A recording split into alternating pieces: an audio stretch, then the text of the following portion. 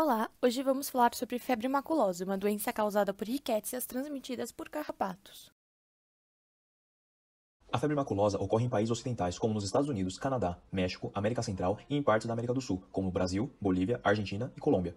No Brasil, a maioria dos casos de febre maculosa se concentra na região sudeste, com casos esparsos em outros estados brasileiros, em especial no sul do Brasil. Essa maior incidência ocorre devido à presença do principal vetor e reservatório, o carrapato estrela da espécie Amblyomma cagenense. Em relação ao histórico da febre maculosa, os primeiros casos registrados da doença foram durante a expansão urbana paulista, para a formação dos atuais bairros de Sumaré, Pinheiros e Perdizes, em 1929.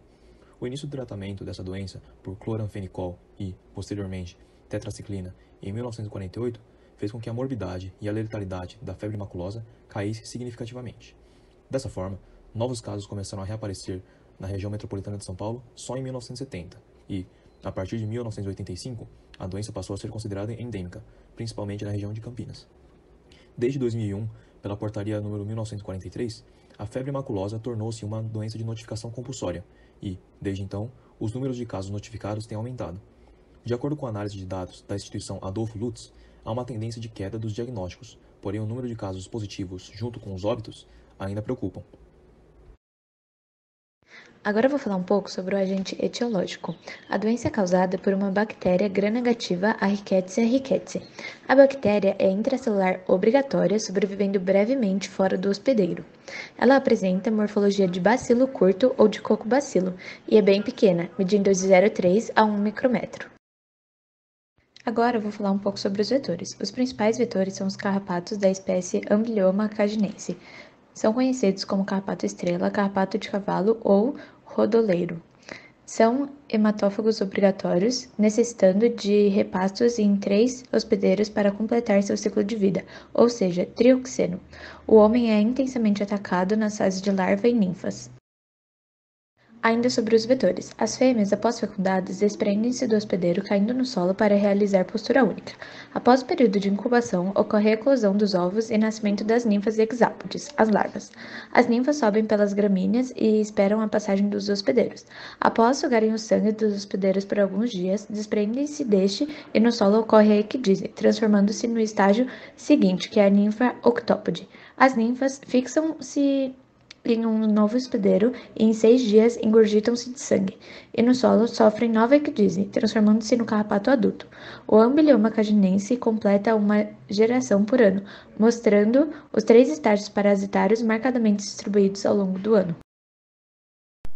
Os animais silvestres, como capivaras, gambás, pequenos roedores, aves e répteis, bem como os equídeos e canídeos, têm importante participação no ciclo de transmissão da febre maculosa.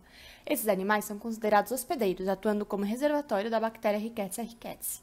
O carrapato pica esses hospedeiros, é infectado e leva a bactéria para os seres humanos. Desse modo, os animais hospedeiros são considerados transportadores de carrapatos potencialmente infectados.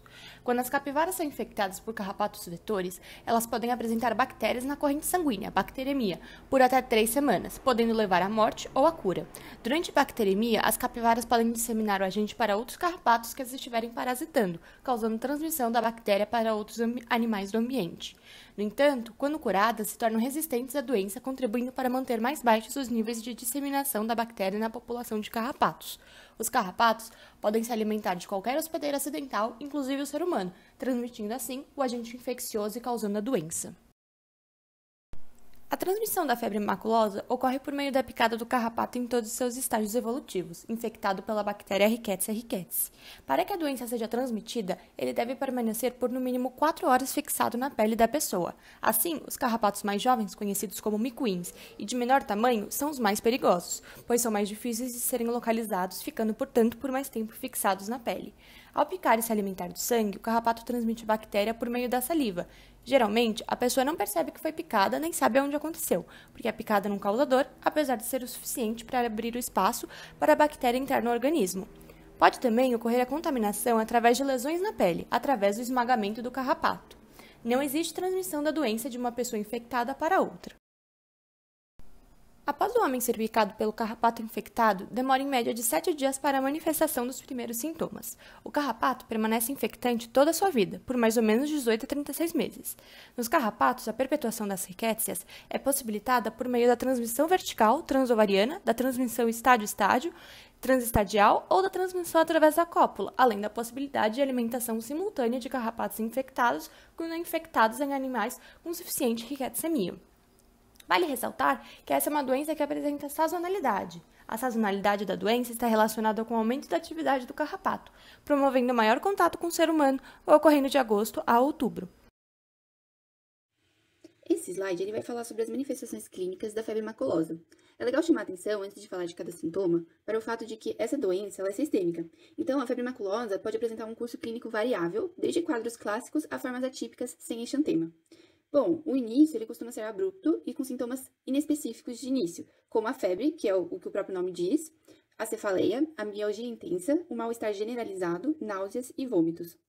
Agora, entre o segundo e o sexto dia, geralmente, a doença vai apresentar outros sintomas como exantema máculo-papular, que é observado na figura ao lado, apresentando assim uma evolução centrípeta. Esse exantema, ele normalmente tem predomínio nos membros inferiores, mas pode acometer a região palmar e a plantar. Antes de prosseguir para os sintomas mais graves, devemos também observar que não é sempre que o exantema apresenta. Nesse caso, a ausência desse sintoma característico da febre maculosa acaba dificultando o diagnóstico e o tratamento. E agora, quanto aos casos graves, o exantema, quando presente, vai se transformar em petequial e depois em hemorrágico, constituindo principalmente por equimoses ou sufusões. Lembrando que a equimose nada mais é que o extravasamento de sangue dos vasos sanguíneos da pele, que se rompem formando uma área de cor arroxeada, como é mostrado nessa figura ao lado. Já nesse slide, podemos observar os sintomas e os sinais clínicos quando o paciente com febre maculosa não é tratado. Nesse caso, as equimoses que falamos no slide anterior, elas acabam evoluindo para necrose, principalmente em extremidades. Sendo comum também nesses casos graves a presença de edema de membros inferiores, manifestações pulmonares como tosse, edema pulmonar, infiltrado alveolar com pneumonia intersticial e derrame pleural. Aí também manifestações gastrointestinais como náusea, vômito, dor abdominal e diarreia, hepatoesplenomegalia, manifestações renais com azotemia pré-renal, que é caracterizada por oligúria e insuficiência renal aguda, manifestações neurológicas graves, como déficit neurológico, meningite e ou meningoencefalite com líquor claro, manifestações hemorrágicas, como petequias e sangramento mucocutâneo, digestivo e pulmonar. Agora, em relação ao diagnóstico, nós temos 3 opções: a reação de imunofluorescência indireta, o RIF, que é o nosso padrão ouro, a pesquisa direta da Rickettsia, que busca antígenos bacterianos, e os exames complementares.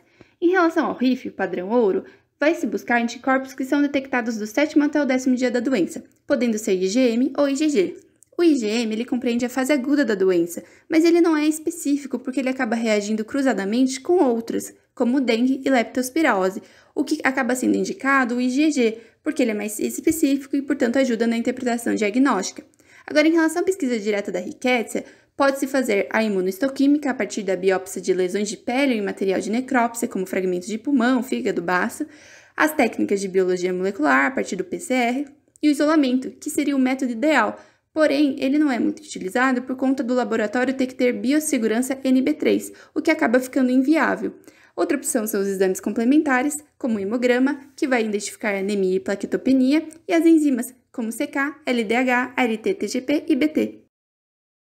O tratamento para a febre maculosa é à base de antibióticos, sendo semelhante para adultos e crianças, porém com doses diferentes. Ele pode ser tanto a partir dos antibióticos doxiciclina quanto cloranfenicol, embora deve-se priorizar a doxiciclina para ambos os casos. O tratamento para melhor eficiência deve ser feito o mais rápido possível, embora o uso do medicamento com intuito profilático não seja recomendado.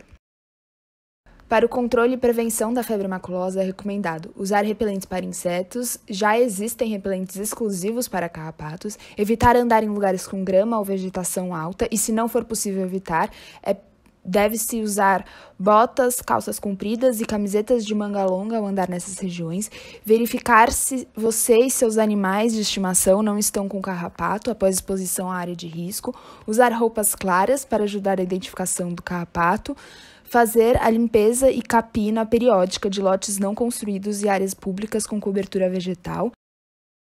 E essas são as referências.